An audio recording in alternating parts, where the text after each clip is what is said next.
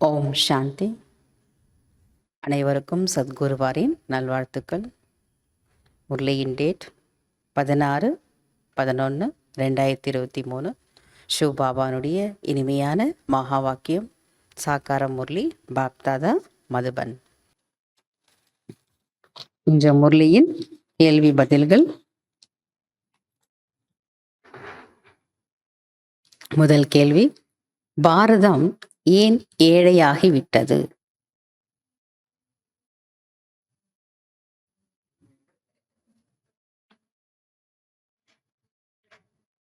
பாபா என்ன பதில் சொல்றாருன்னா, வைரத்துக்கு சமமாக இருந்த பாரதம் தூய்மையற்றதாகிவிட்டது, அதனால் ஏழையாகிவிட்டது.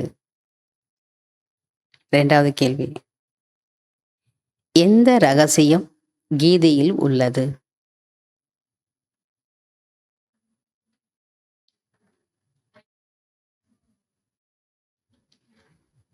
பாபா சொல்றார், குழந்தைகளாகிய நாம் அவருடைய உதவியாளர்கள். இந்த ரகசியம் கீதையில் உள்ளது. மூன்றாவது கேள்வி: உயர்ந்த பதவி எப்போது அடைவீர்கள்?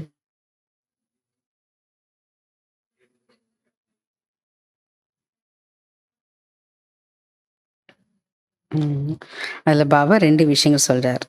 எவ்வளவு முயற்சி செய்கிறீர்களோ அவ்வளவு எதிர்காலத்தில் உயர்ந்த பதவி அடைவீர்கள். இரண்டாவது, வீட்டில் இருந்தாலும் கூட முழுமையான நினைவை ஈடுபடுத்தினால் இங்கு இருப்பவர்களை விட உயர்ந்த பதவி அடைய முடியும்.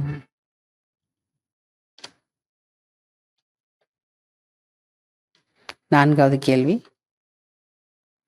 அனைவருடைய வாக்குறுதி என்ன?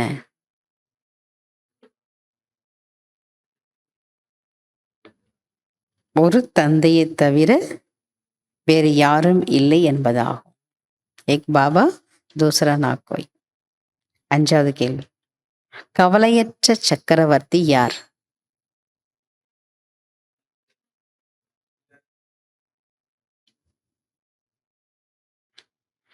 யாருடைய வாழ்க்கையில் பணிவுத்தன்மையும் அதிகாரமும் சமநிலையில் இருக்கிறதோ,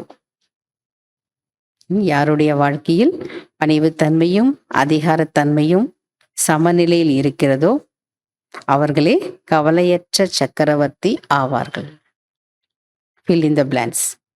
நீங்கள் டேஷ் ஆகக்கூடிய முயற்சி செய்யுங்கள் என்று தந்தை கூறுகிறார். நீங்கள் சிம்மாசன அதிகாரி ஆகக்கூடிய முயற்சி செய்யுங்கள் என்று தந்தை கூறுகிறார். இரண்டாவது, ஸ்ரீமதப்படி நடந்து டேஷ் என்றால் உடன் அழைத்து செல்வேன். ஸ்ரீமதப்படி நடந்து தூய்மையை அடைந்தீர்கள் என்றால் என்னுடன் அழைத்து செல்வேன். மூன்றாவது, டேஷ் மூலம் தன்னுடைய பலனை உருவாக்கி கொள்ள வேண்டும். ஞான தானத்தின் மூலம் தன்னுடைய பலனை உருவாக்கி கொள்ள வேண்டும். நான்காவது, பிராமண பிறவி டேஷ் ஆகும்.